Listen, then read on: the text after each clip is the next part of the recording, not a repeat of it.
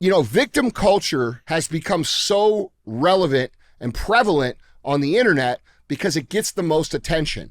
And what happens is now, instead of going out and becoming the best at what they do, they feel entitled, like they're supposed to have attention, like people should feel sorry for them. And that's just not how it works, bro. The best people win. It really doesn't have anything to do with like or dislike or someone replacing you. If someone's replacing you, it's because you're not good enough, man. You may have been good. Yeah, great. You may have been good 5 years ago, but you're not good now, okay? You're the result of your last 1,000 days. What'd you do for the last 1,000 days? Oh, you were good 1,000 days ago, and so you thought you had it made, so you let off the gas. You stopped doing the things that got you there. You stopped reading. You stopped eating right. You stopped training. You stopped educating yourself. You stopped trying, and then the success went away, and that's just how it works. It's not magical. It's not personal. It's just reality. If you don't stay sharp and you get dull, eventually someone's going to pick up another knife. What is up, guys? It's Andy Frisella, and this is the show for the realists. Say goodbye to the lies, the fakeness, and delusions of modern society, and welcome to reality. Guys, today, as always, on Monday, we have Q&AF. That's where you submit the questions, and we give you the answers. Now, you could submit your questions a few different ways. The first way is... Guys, you can email these questions into askandy@andyfrisella.com. Or you can go on YouTube on the comment section, drop your question in there, and we'll pick some from there as well.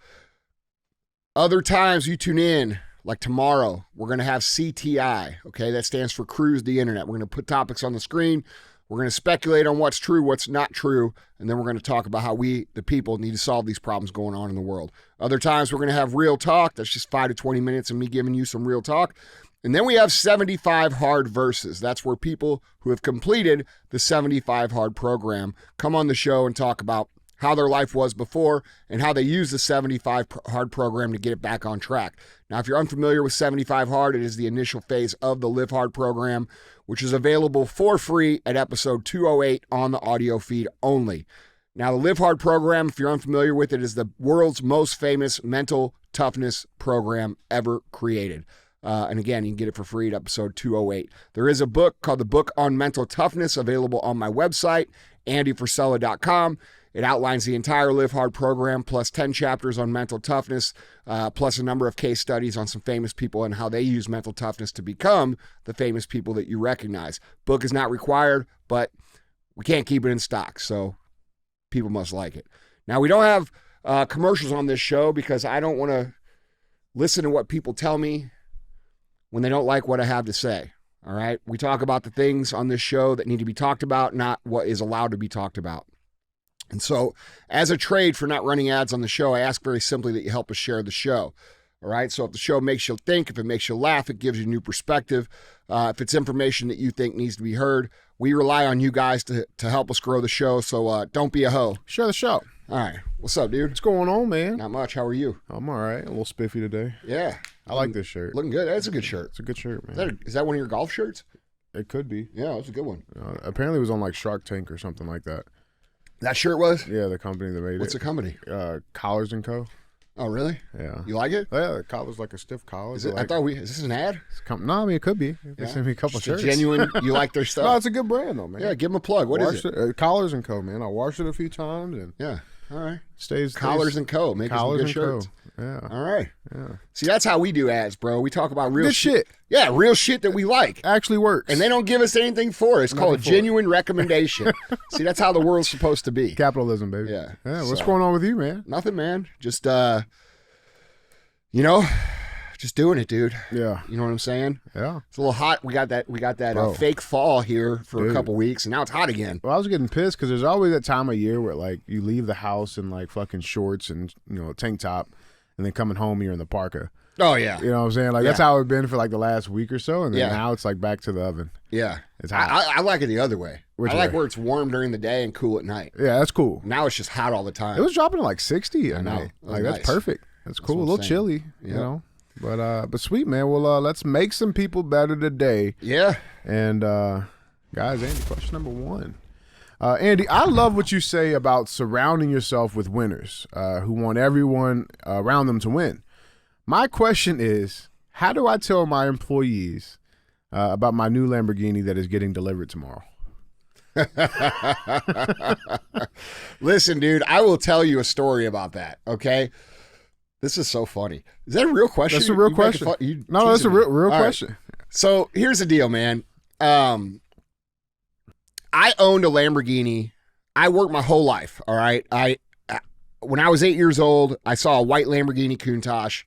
Right then, I became a car person, and in my, younger life, I was always hustling, dude. I was selling baseball cards. I was doing snow cones.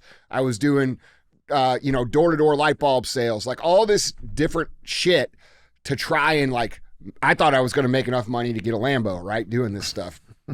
And I'm very thankful for it because it taught me a lot of things about, selling and not to be afraid of people and things like that.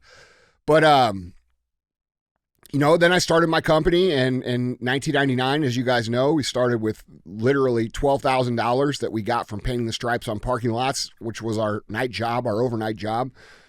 And our first day we sold literally $7 worth of product. And then the next day we had $0. And the next day we had $23. It took us 8 months to have a day over $200. It took us almost 6 years to get our second retail store open. My first 10 years in business, I made $58,380 total. All right. I could have made more working at McDonald's that entire time. That's not 58 grand a year. That's the total amount I made. My 11th year, I made 6 figures. My 12th year, I made 7 figures. And, obviously it kept progressing because I never let off the gas. But when I came time to get my first Lamborghini, I had owned a couple cool cars. I had a Aston Martin Vantage, which was it was pretty beat up. We call it a cheater car. It's like one of those cars with a gazillion miles on it, but it still looks cool on the outside. Aston's always I started with that, and I loved it, dude. I drove the shit out of it. It's a manual transmission. Then I had a couple 911 Turbo S's. I had a couple R8s, and then I bought my Lambo. My Lambo was like a huge deal for me because it was a fucking Lambo. That was my dream car. That name is synonymous with success. Yeah, bro. It was a fucking Lamborghini. Yeah, I wanted a white Lamborghini, dude. And so I ended up buying a 2011. It was used, but it was only a year old. Gallardo Superleggera. It was white. And I owned that car for over a year before I ever told anybody that I owned it, because of the same reason that you're talking about. You're afraid that people are going to get turned off and that they're going to get pissed off and that they're going to, say things, little snickers, and it's going to ruin your thing. And I have to tell you, there will be people that get jealous, and there will be people that get upset, and there will be people that say those things. But I will also tell you that it's a great weeding out of the people who will eventually be the bad eggs in your company anyway. And the way I figured this out is I had a buddy of mine who also had cars, and he had driven cool cars for a long time. And I asked him, I had the car for like a year, and I said, hey, bro, do your employees ever get upset that you drive, these cars? And he was like, he looked at me like dead serious in the face, and he goes, do you want any employees that don't want to be successful for themselves? And I'm like, damn, dude.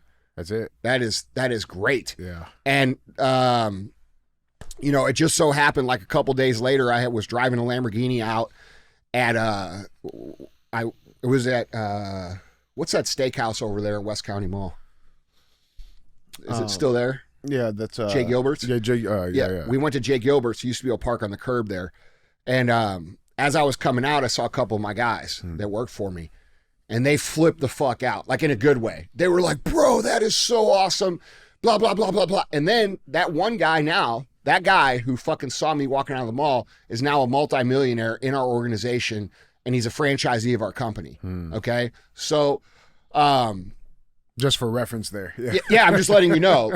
And yes, there were people that were pissed, and those people left. And you know what happened? More people came in who thought that shit was cool and who want those things for themselves. Maybe they don't want a car. Maybe they don't want to, the things I want, but they want to be successful, and they have their own dreams and goals and desires in life, and they're willing to work for that. And they're inspired by other people's success, which creates amazing culture. It creates a winning culture. It creates a situation where people do root for each other and they're happy for each other. And you have to go through that tough part where people, you know, the wrong people don't like it. So my advice to you is to understand that when you first step into that level of success, because that's a high level of success as perceived by most people. Most people don't know someone who owns a Lamborghini. They've never met someone who owns a Lamborghini. All my friends own cars. Right, you know what I'm right, saying? right. So it's a different level once you get into that. And yeah, a lot of people are going to snicker, and a lot of people are going to say comments, and they're going to say things like, must be nice, you know, but like what I say to them, I still say this. I had a guy say that when I was driving my Bugatti up here at Wally's. He like said, must be nice. I said, yeah, it is nice. I worked my ass off for 25 years, dude, 7 days a week. What were you doing for the last 25 years besides eating, breathing, drinking, and shitting? Yeah. And he just looked at me like, man, dude, I didn't mean it like that. And I'm like, well, dude, maybe you should be conscious about how you say things to people, because I paid a big price for the life that I have. And the point of the matter is that I would personally look at it as an opportunity to weed out the people who do not have the mindset of growth, success, drive, ambition that you are going to need to create a team to build what you're trying to build. So yes, you're going to have some pushback in the beginning, but ultimately it's going to make you surrounded by winners. Like, bro, I'm surrounded by hundreds and hundreds and hundreds of highly ambitious winner type people that have goals and dreams and ambitions and come to work every day to build their lives. And there's nothing better than that, man. No. So I'm just saying, like, yeah, you're going to have a little turbulence in the beginning, but it's very worth the leveling up, because it makes everybody else want to level up too. I was about to say, it's a massive ripple effect, man. And now, a quick question before I even get to that, though. I mean, we're not saying like you got to take the fucking delivery at your office. No. You know what I'm saying? Like, it ain't got to be this No. big like showboat thing, No. but you definitely shouldn't hide it. No, Right. and also, you know, there's a way to present things in a way, like, dude, you know, if you look online, there's people that are like, yeah, fucking rolled up in my this and that, and they talk all this shit. And then there's people who like show their stuff and they're passionate about it, and then they tell the story of how they got it and what they went through. And that's what inspires people, right? Like when people hear like that story I just told you, like when I sit down and tell someone that, you could see their face like light up. They're like, damn, dude. Yeah. Like, is that real? Like, you really worked for 10 years for 58 grand and then it happened? I'm like, yeah. But you got to remember, in that time, there wasn't really social media the way it is today. That e-com wasn't the way it is today. So it's different now. It doesn't take that long. It takes years, but it doesn't take 10. Yeah. But yeah, man, you know, it's always uncomfortable when people say remarks, but you know, after a while you stop caring. You know, you have to, dude. There's just levels of people out there, and it's the way it is. We all want to say everybody's the same and everybody's equal and everybody thinks the same, but they don't. Yeah. And I'll be honest, dude. I think when I look at my life for the last, I don't know, 15 years, where I've driven all kinds of crazy cars and lived an amazing life, there's much more inspiration that has come from that than hate. Yeah, there's been a few people that are like, dude, you know, occasionally I'll get messages in my DMs. I don't want to see your cars when I work my ass off all day. It's like, all right, dude, well then fucking unsubscribe. I don't give a shit. Right. You know what I'm saying? Fuck Right. you. That's how I think about it. Fucking look the other way if you don't want to see winning, bro, because I'm going to continue to win. And if me driving a car is going to bother you, you're going to be really pissed off when I'm running around in fucking Europe in a fucking 300-foot boat. Right. You know what I'm saying? Like, so I'm not stopping. And the thing is like, if, you know, you should look at this as a way to weed out the negative people around you. And that's been my experience. And they were replaced by people who aren't negative and who are excited. I mean, there's a number of guys, bro, like when I walk through the office here, dude, the number one question I get on a daily basis, what'd you drive today? What'd you drive today? What'd you drive I was about to today, say, dude? like, every time we leave, people coming out to fucking, like, it's employees. And man. dude, I take the guys for rides, Yeah. you know, I let guys check them out and like, you know, driving them, and like, it's cool, man. It's needed too. Yeah. It's needed. I was gonna say this. I mean, like, even just from Because this, it exposes them to it. exactly. That's what I'm saying. Like. So would you rather want, you know, an owner operator, the CEO, whatever position you're in, would you rather, you know, want to have them pull up in a beater and then come tell you about, you know, all the goals and aspirations and shit we're going to accomplish and achieve, and they're driving a That doesn't work. No. That's not even going to work. No. Like, bro, your people are not going to aspire to be better, to grow a career, to become successful, if you're rolling up in a rusty piece of shit. The only people that really respect that are people who are so closed-minded that they think like, well, that's he's being humble. Like, bro, fuck humility. No. Okay? Humility is a very overblown concept that affects people in a very negative way because it makes them afraid to be successful and live the life that they actually want to live. Because this fake definition of humility that exists on the internet means you can't win, you can't drive cool shit, you can't live in a cool house, you can't build the life you want, otherwise you're not humble. Well, guess what? If that's what you think, then I'm the least humble motherfucker on the earth. But I must be somewhat humble, because really, when we think about humility, it's about the ability to know that you aren't better than your competition, and you're surely not better than that person. You've just done different things through your life which have produced a different result. And if that person over there did the same things that you have done, like I have done for 25 years, they would be successful too. So it's humility is really saying, it's not me, it's the work I did. And if that person did the work too, they would be where I'm at. And by the way, they're capable of that. I'm not better than them. They're not better than me. I've just taken different actions. That's what real humility is about. And to be successful on a high level, you have to have humility, because humility is how you learn. If you think you know everything because you're not humble, where do you have space to learn new things? And if you're going to be successful over the course of time, you have to continually get better. So if you really want to be honest about it, to be successful at the highest level, you have to have a tremendous amount of humility, because the truth of the matter is, to be humble, you have to be great. You cannot be humble if you are not great. It is an excuse for your lack of effort and greatness, all right? So if you go around town, you say, oh, I'm just humble, but you haven't accomplished anything, and you don't have any skills, and you're not really good at anything, you're not humble. You just suck. I love it. It's the truth. I love it. So let's get real here. Yeah. Being successful creates a tremendous amount of inspiration. Winning creates a tremendous amount of inspiration. Young people, younger than you, need to see that shit so that one day they can say, damn, dude, I can do that too. And that's the value of doing that. So you don't have to rub it in anybody's face, but I surely wouldn't hide it. That's my experience. Drive that shit, baby. Yeah. I love it. Guys, Andy, question number 2. Hey, Andy, I appreciate all the knowledge you drop on us on a daily basis. When you receive advice that conflicts with what you've experienced, how do you differentiate between your ego rejecting it and your competence guiding your response? I try to stay mindful when receiving advice, but if it's an area I'm knowledgeable in, I tend to stand firm. Do you have a mental process to definitively determine whether it's your competence or ego at play? I appreciate all you do. Yeah, for sure. Look, man, the most important thing to recognize is that everybody has advice. Like, when you were having your babies, did everybody have something to say about it? Everybody. Right? And everybody's telling you what to do, even if their kids suck. Right? So this is the same thing in life. Everybody has an opinion about how I do things. Everybody has an opinion about how I run my business. Everybody has an opinion about how we live our lives. Why don't you have kids? Blah, blah, blah, blah, blah, blah, blah.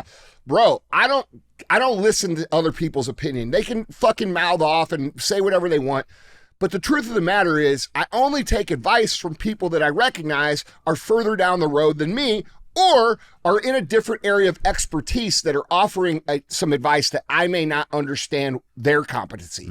So we have to qualify who is giving us advice that we would even consider to take. And that amount of advice is very small.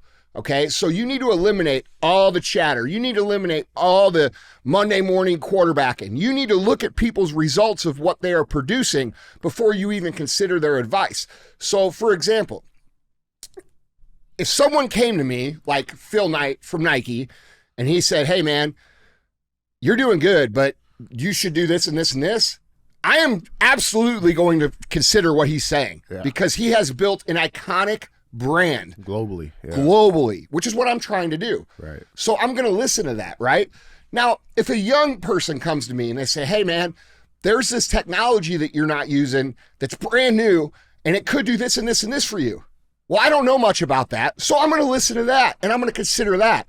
But if someone doesn't have a track record or they don't have the life or the business or the, family or any of the shit that I want, I just let that shit roll off my back, dude. And I let them, say what they want to say. And if they push on me, I'll say something smart ass to get them to shut up. You know what I'm saying? Yeah. Like I'll say, it is what it is. Like I say that's a pretty good thing for somebody who's never done shit. Right. You know what I mean? Right. I know you think it sounds good, but I hear what you're saying, but my bank account says otherwise. Yeah, where's your proof? Right. And I guess that's what I'm talking about here is we have to be able to pre-qualify who we take advice from.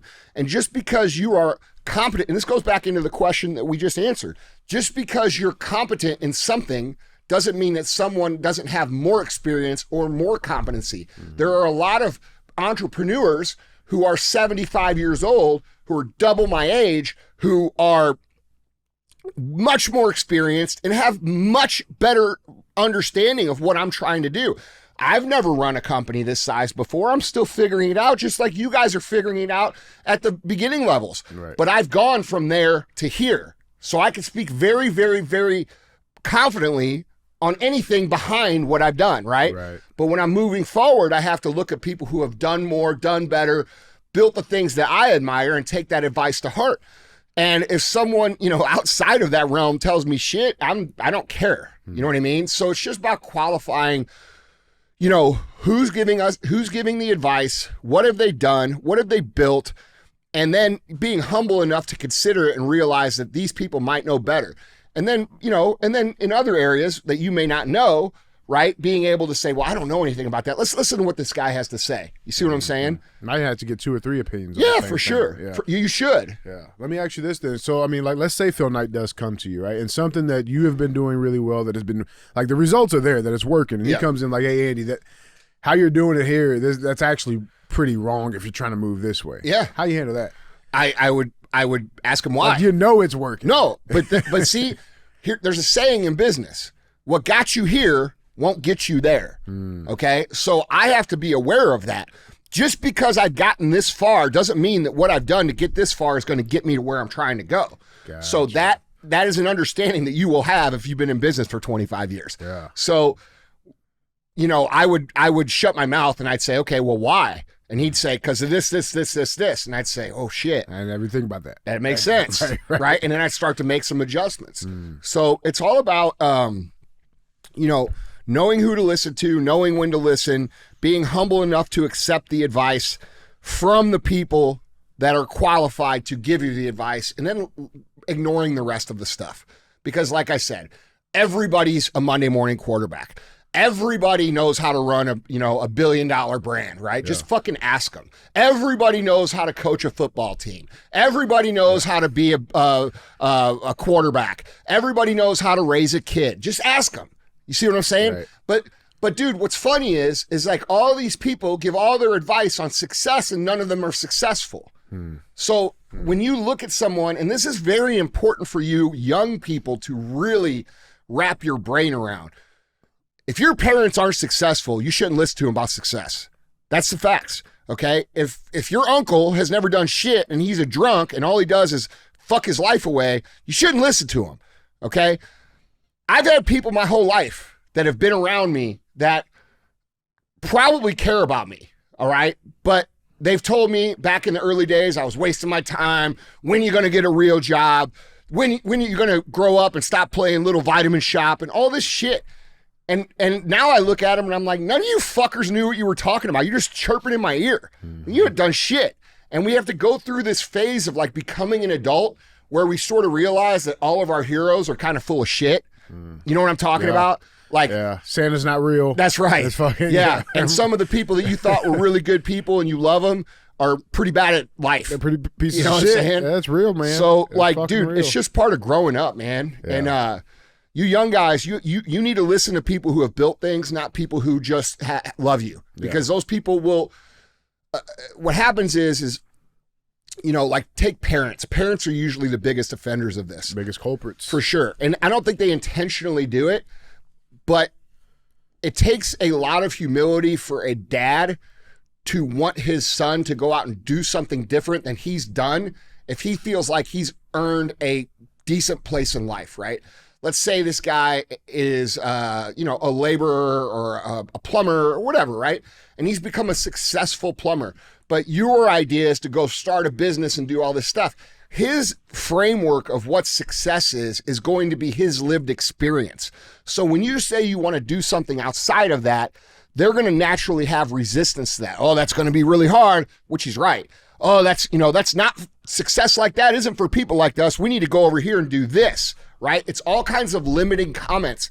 But the reality is that that's not because they're trying to sabotage you. It's because that's all they know. And you have to be aware enough to understand that when people say those things. It doesn't mean you have to be mad at them. It doesn't mean you have to resent them. It doesn't mean you don't have to love them. But it does mean you shouldn't listen to them when it comes to like what you're trying to do. Yeah, I love it, man. Let's tie in ego a little bit more on this because like a question is in your experience, in your 25 years, how many people... how many entrepreneurs have you seen completely lose everything because they did not listen to the advice of people who were further down the road?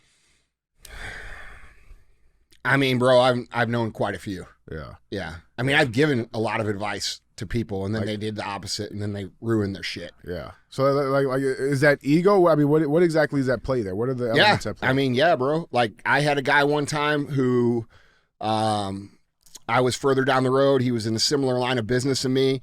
I said, hey, don't do this thing. It doesn't work. It's going to hurt your company.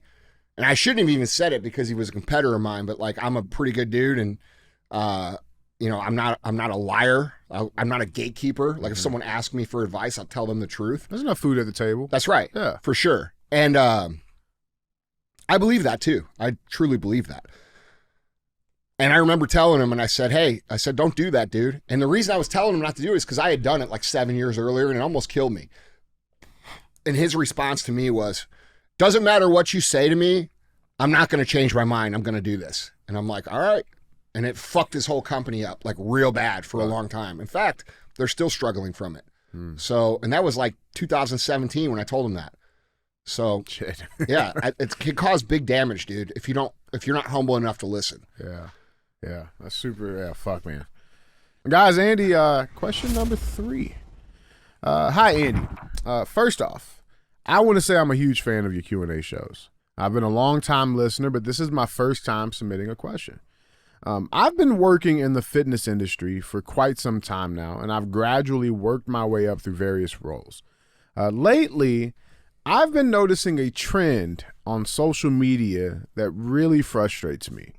I've seen a lot of people posting about the fear of being replaced in their roles by newcomers, expressing anxiety over the idea that they might become obsolete or overshadowed by the next new and approved person. What bothers me even more is that these posts often come with disclaimers like, I'm not saying this for validation, but it seems clear that the underlying motivation is exactly that, seeking reassurance and validations from others. In my opinion, these individuals are projecting their insecurities and are more focused on getting attention than on actually improving themselves in their craft. Whatever happened to just putting your head down, focusing on your own journey, and working hard without feeling the need to broadcast every insecurity? It feels like these kind of posts are more about saying, hey, everyone, I'm still here, than anything else. What are your thoughts on this trend? Yeah, I think that's a common theme amongst people in general, not just in the fitness space. I do agree with you. I think people are trying to get validation in almost everything they do. I think we have grown into this attention-seeking, validation-seeking, victim culture type culture amongst social media. And I think we see it everywhere. I don't think it's just in the fitness industry. And I think what you're seeing here when people do this is you're seeing people who have refused to stay on top of their game and become the best at what they do, make excuses in public for why they're not winning. All right. You are not deserving of winning. Nobody owes you their business. Nobody owes you. I mean, that's just the simplest way to say it. And a lot of people think because they start a training program or they start some sort of online, coaching thing, that they are owed people's business, especially the people that know them. And, let's say they're not at the top of their game. They don't have the experience. They don't have thousands of testimonials. They're not keeping themselves in great shape. They're not practicing what they preach. They're mediocre at best. And these people have trouble getting business. So young people come along who are running as hard as they can. They are representing fitness the proper way. And this goes for any category, not just fitness. They are keeping themselves at the top of, everything that they need to do, their skill set, their mindset, their physicality, their education, and these older people getting beat by them. And that's not anything other than natural order, bro. And it doesn't matter if you're old or if you're young, the best people are going to win.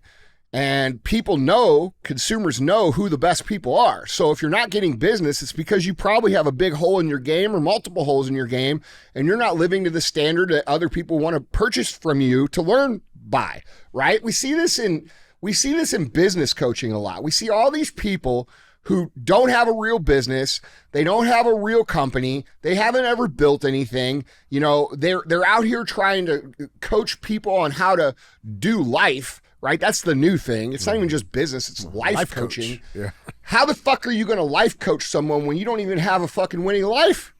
Like, if you want to be an entrepreneur coach, you should be and will be a successful entrepreneur, and business will come to you, right? Like, if I fucking started doing entrepreneurship coaching and said, hey, DM me, I'd have fucking 50,000 motherfucking DMs. You know why? Because I built a bunch of shit. Not just First Form, but a whole bunch of other shit. And everybody knows it. So, you have to have the proof to do it. And if you're going to be a life coach or a fitness coach or a business coach, you have to have the edifying end result that's going to prove it. And a lot of people just don't. And so that's what we end up getting. We end up getting excuses that are projected out into these poor me captions or poor me posts. And dude, it's irrelevant. It makes them look stupid. Mm-hmm. And just like you said, everybody sees it for what it is. Yeah, man. I mean, I don't really understand how people think they can coach people on things that they haven't done successfully. And it seems to be an epidemic across many different industries on the internet. Everybody's a coach of something, and not many of these people actually have done the things that they're coaching on. Have played and won that fucking game. Yeah, that's weird, dude. I don't even understand, like, as a consumer, like, how you would buy that stuff. I see people say, oh, this guy did this to me, or this guy didn't provide this. Well, dude, you didn't even look at the motherfucker to see if they were actually credible. Like, you just bought their shit, and they don't have the result that you're looking for, and now you're in a position where you didn't get anything of it. Mm-hmm. And this comes from the consumer's mentality of, quick, easy, fast, pain-free, rub-free, success, which doesn't exist. It's hard to sell the other kind of success, which is what I talk about, which is years, lots of skills, lots of hard times, lots of getting kicked in the dick. Like, how do you sell that? Hey, guess what, guys? I got this amazing program. I'm going to teach you how to be successful. By the way, it's going to be the hardest thing you ever did. You're going to get kicked in the balls every single day. It's going to fucking suck for 10 years. You're not going to make any money for a long time. But if you keep going, you'll eventually get there. How do you sell that versus, hey, 12 months ago, I was in my mom's basement. Now I'm worth $100 million. Yeah, now my mom's in my basement. Right. All these fucking lies. So, there's a reality, and then there's the internet. Yeah. And they're not aligned. Let's talk about a little bit, because you mentioned, like, I mean, even the last question, you mentioned this point of, like, how you got here isn't how you're going to get there, and I feel like that translates to this question a little bit too. It's like, I keep picturing this, like, the king of the jungle and these young cubs that are coming up, and it's like, at the end of the day, if that old the king of the jungle stops, doing his shit and leading the hunts, like, those cubs get old. They're going to start taking you over. Yeah, but see, dude, here's the thing. This is what if you're a real entrepreneur, this is what you understand. You get better as an entrepreneur as you get older. You don't get worse. In football, you come out of college, you kind of suck, you get to be in your mid-20s, you learn the game, you get really good, you're good for 10 years, then you start getting bad because your body starts breaking down. Yeah. In entrepreneurship, it's the only game that you can really play from the time you're 18 till the time you're 80, where you continue to get better and better and better and better and better. If you keep going and going and going and going and going. And the problem is a lot of these guys who are, they get to be 40 or they get to be 50, they stop doing the things that are going to make them sharp. They stop learning, they stop working, they give up on their fitness, they give up on their mental state. And because they stop, other people pass them, and then they get pissed off. And it's like, bro, you thought you were at the finish line. The finish line's 40 years down the road. Right. You know what I'm saying? Right. So, you got to play the game hard every day. And it still comes down to the concept that's very simple of winning the day. If you win every single day, no matter how old you are, you're just going to accumulate skills, which makes it harder and harder and harder and harder for the young guy to catch you. Because the young guy, and what they do is they get a little bit of skill, a little bit of success, and then they left their foot off the gas because it's the first time they ever had any money. You take a guy who's made a whole bunch of money, who's had 20 years in the game, who shows up every day and whoops ass, that guy's not getting beat. You're not beating him. You might as well just be friends with him because so he can teach you shit. Right. Because you're not going to beat someone like that. Yeah. Like, bro, someone fucking 20 years younger than me there might be guys that hit a home run like Mark Zuckerberg, okay? But if you're in the same space and you're going after me and I'm fucking 25 years ahead of you, bro, don't even make me your enemy. You know what I'm saying? Right. Because I'll step on your fucking face. That's real shit, Yeah. man. That's real. That's real, man. Guys, I love it, man. Andy, guys, that was 3. Yeah, I think it's important too, to this last question, to remember that, victim culture, and I know this isn't a victim culture question, but victim culture has become so relevant and prevalent on the internet because it gets the most attention. And what happens is, and it feeds into what we're talking about here, is that people make a vulnerable post, or they make a post talking about how they're struggling. And then that post ends up getting the most traffic of any post that they they've made. ever had, yeah. Right. So what they do is they start to use victimhood or storytelling in a negative way, or sympathy storytelling, to become part of their brand because they realize that it increases engagement.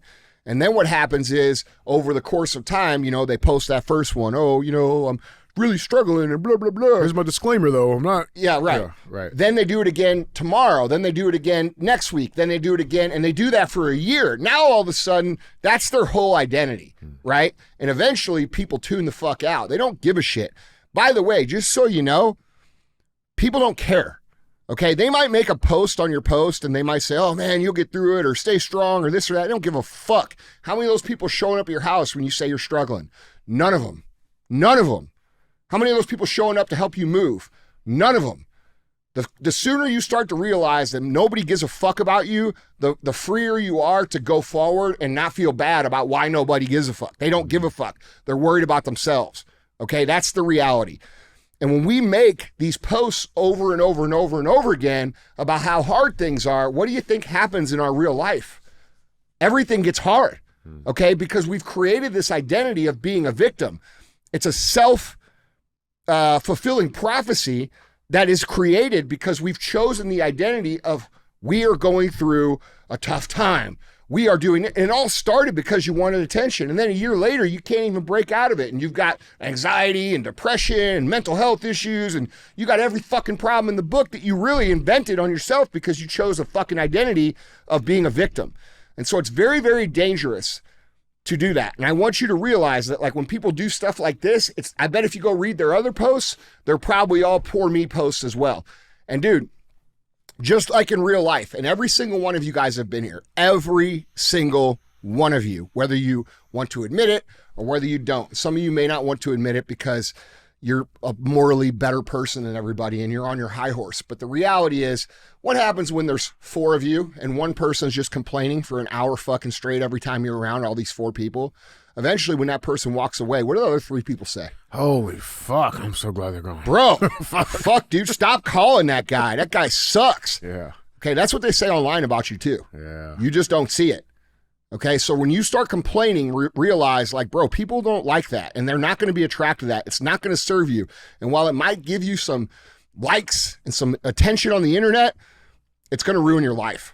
Okay, and what you're seeing here is you're seeing people who have created these vulnerable victim culture identities who now, instead of going out and becoming the best at what they do, they feel entitled, like they're supposed to have attention, like people should feel sorry for them and buy their shit. And that's just not how it works, bro.